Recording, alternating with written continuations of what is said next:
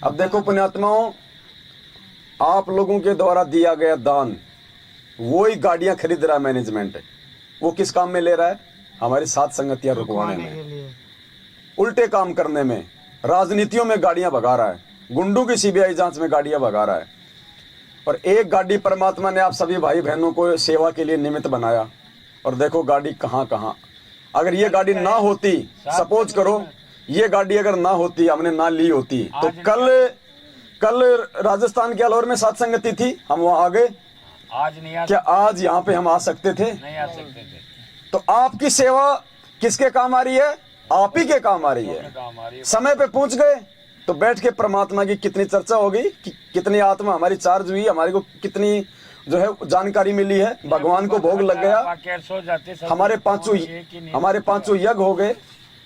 कितनी दूर दूर के सवाई माधोपुर की करके फिर बुलंद। तो ऐसे सदुपयोग भगवान इन साधनों का हमसे करवाएगा। अब जिन जिन पुण्य आत्माओं ने ये गाड़ी लाने में जो सेवा दी है, जिन जिन आत्माओं ने सेवा लिखवाई है, ऐसे परमात्मा उनको लाभ देगा, क्योंकि धर्म के काम में वो पैसा लगाया जा रहा है। गुंडों की सीबीआई जांच में 5-5 लाख रुपए का चंदा नहीं दिया जा रहा, जो इन्होंने राजस्थान के अजमेर में आनंदपाल सिंह की सीबीआई जांच के समर्थन में 5 लाख रुपए भक्तों का दान दिया था ना, चंदा। इसलिए तो लोगों की दुर्गतियां हो रही हैं। और यहां किसी का नाखून कोई उतरा के दिखा दे, फिर क्या आवश्यकता फिर भगवान की? तो ऐसे यदि साधक का दिया गया पैसा यदि सदुपयोग होगा, इसलिए परमात्मा कहते हैं दान हमेशा सुपात्र को देना चाहिए, कुपात्र को दान नहीं देना चाहिए। आप लोगों ने सुपात्र को दिया ये पैसा, हम इसको दान नहीं कह सकते। दान तो हमेशा गुरु को दिया जाता है। सेवा सहयोग हमने कोई दान के नाम पे नहीं लिया, सिर्फ सेवा के नाम पे, साथ संगतियों में आने जाने के लिए, भाई बहनों के लिए। और देख लो, सुपात्र को पैसा दिया, सुपात्र को किया, तो ये हम सब के आ रही है काम, वरना कहां होते हम यहाँ आज। भगवान की जय हो।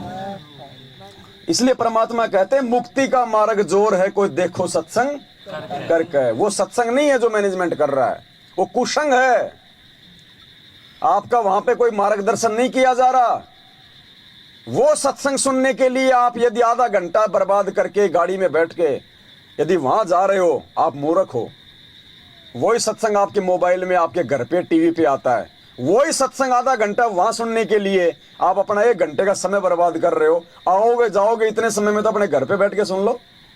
आपको बुलाया क्यों जा रहा वहां पे? सत्संग सुनाने के लिए नहीं, दान पेटियां भरने के लिए। और कुपात्रों को जाके उनके दान पेटियों में पैसा डालोगे तो क्या होगा?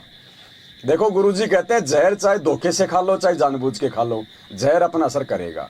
तो मर्यादा चाहे जानबूझ के तोड़ दो चाहे अनजाने में तोड़ दो, नुकसान बताया गुरुजी ने, नुकसान होगा डेफिनेटली।